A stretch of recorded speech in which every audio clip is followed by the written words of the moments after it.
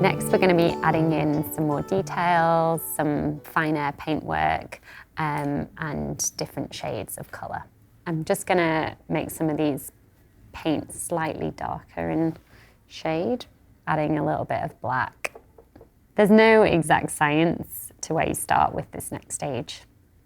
I'm just really trying to pick some of the areas that have dried already. Just making the plants a little bit more interesting. So I'm just adding the finer lines of the branches right now.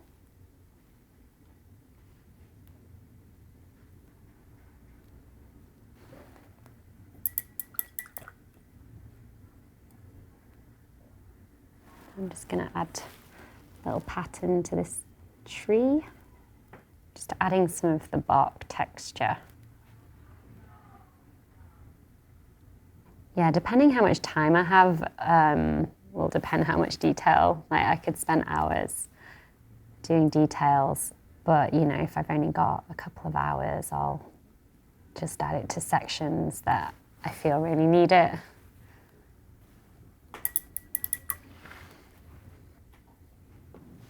I mean, most plants and flowers have some kind of pattern, whether it's the texture of the leaf, or the bark on a tree. Cacti are great because they have so many little spikes and textures and weird shapes to them. I definitely don't worry too much about being scientifically correct with my paintings and drawing. It's just more of what I see and my favourite parts of it.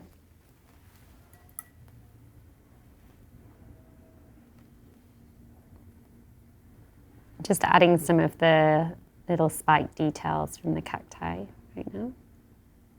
I'm currently using a Princeton round brush and it's size 0.